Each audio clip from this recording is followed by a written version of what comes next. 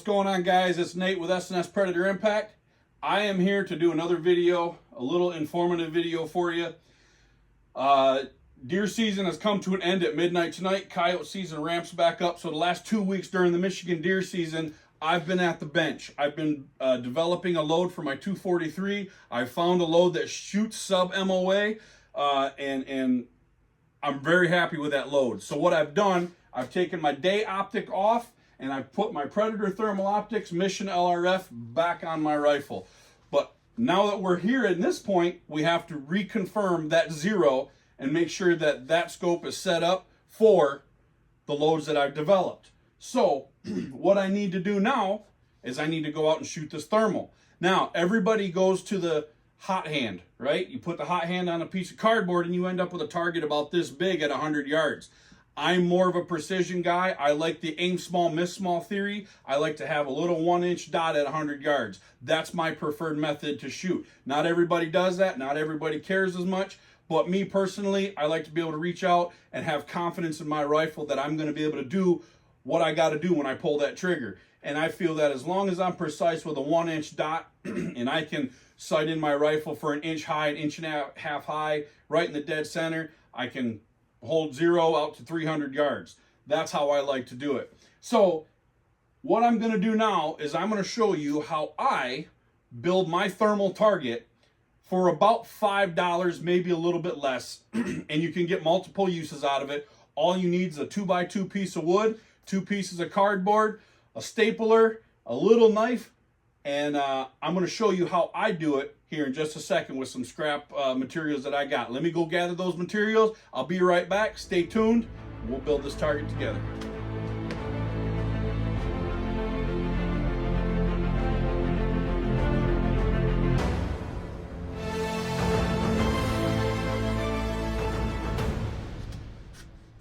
Okay, guys, I've got all my materials here. I had to go grab a couple tools that I forgot, but now we're back with it.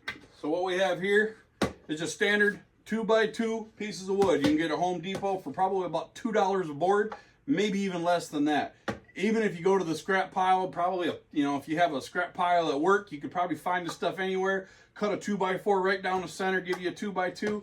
You don't even have to use 2x2s if you don't want to. But this is what I've always found the easiest way to do it.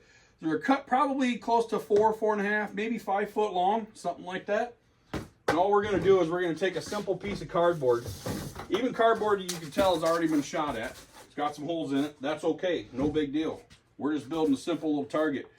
We're going to take this target just like this. We're going to take our handy dandy stapler. We're going to staple it right to this board just like this. Put a couple extras in there. Sometimes the wind gets a little wicked with the cardboard. I like to put in about 4 of them, something like that, nice and steady. And then what we're going to do is we're going to take our other piece right here. We're going to put it right to the other side. Try to square it up as much as possible. Not a huge deal. I've got my range set up in a certain way where I literally put 2-inch pieces of PVC that are about 1 foot long. I pounded those down into the ground. Right? You just take your piece of PVC about this long, put them about the width of the cardboard apart, put them right down in the ground. Then when I go out there, all I got to do is set this target right down inside those pieces of PVC, and it sits just like that. But there's basically how we have the start of our target. It is pretty durable. It'll hold just about everything you need, right? You can even do this for your regular range, but here's where the trick comes in. That's going to be the back of our target, just like that. Now we're going to take another piece. I like to use the white targets. The reason I like to use the white targets, because you can kind of barely see those at 100 yards. You almost need a spotting scope. But most of the time, when you have a white background and you put bullet holes in certain spots, you can see them a lot better. So what I'll do with this piece is I'll put this piece right over top of it just like this. Again, squaring it up as much as possible. Just like that. We almost have like a 2-piece target now. Doesn't have to be perfect, guys. Put a couple extras in that just for good measure. Just like that. Now look at that target right there. Now you're thinking, how in the heck is that going to work? Well, what we're going to do is we're going to take our favorite size target. I got some 1.5 inches here. I got some 1 inch. But just for giggles, we're going to use a 1.5 inch dot. I wouldn't normally do this, but this is just kind of a reference for you guys. Just like that. There's our 1 inch dot we're going to shoot at. Now we take our Stanley knife just like this. And we're going to cut that dot out. It's probably going to be a little more difficult. All right, well, what I did forget is that this piece of board right here in front, that's almost like a ply board. It's a lot heavier and it's a little bit harder to cut than I anticipated. So I had to get a sharper blade, and it doesn't look the prettiest, but there it is. That's your hole in the first board. So now you're thinking, well, how the heck's that going to work? What are we going to do with that? Here's where the magic comes in. We're going to turn this cardboard around just like that. We're going to kind of use our finger or a mark, something of that sort, and we're going to find whereabouts that hole's at on the back piece of cardboard. And we're just going to simply take our standard hot hand. Nothing special, just a regular hot hand. It's been open for just a minute. Find that direction one more time. And we're going to take that hot hand and we're going to staple it right to the cardboard on the back side. Now you guys remember that big old heat that thing was putting off before? Well, it's still going to do that. It's going to warm that cardboard because it's in direct contact with that cardboard. It's going to make a nice hot piece of cardboard back there, probably about a 6 inch in diameter. And all you're going to be able to see of that piece of cardboard is right through there. You can already feel that cardboard warming up a little bit, but all you're going to be able to see right there, you've got an air gap in between. So all you're going to be able to see is that warm spot right on the other side of the target. Again, this target's probably $3-4, a couple staples, staple gun, a hot hand. It's really no big deal to put it together.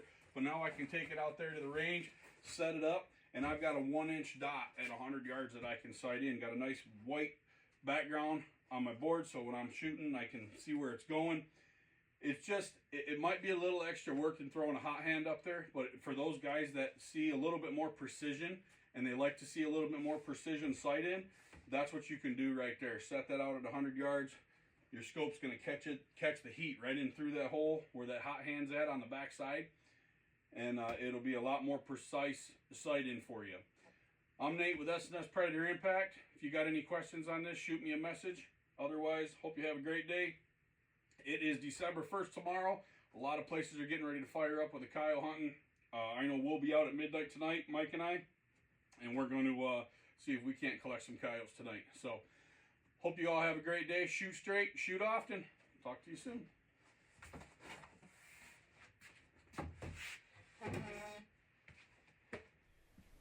All right, guys.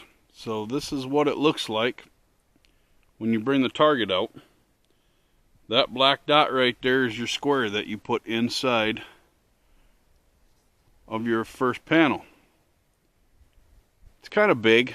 Again, I don't like how big that is, but with the crosshairs that I'm running right now, I think it'll probably work just fine. It'll definitely give me what I need to see. We can go through a couple of the color palettes here. That would be your red hot mode. Not quite hot enough to turn it red, but it is white. Fusion, white hot, sky mode, and then there's black hot. Now you can adjust your contrast and your brightness and you'll clean that picture up a lot, but that right there is what you see through the target that we just made. The board on the back has just enough heat to shine right through that little hole you made.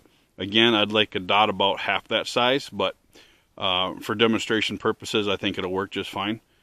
So, if you guys have any questions, get a hold of me. My name's Nate with S&S Predator Impact, and we'll be seeing you soon. Have a great day.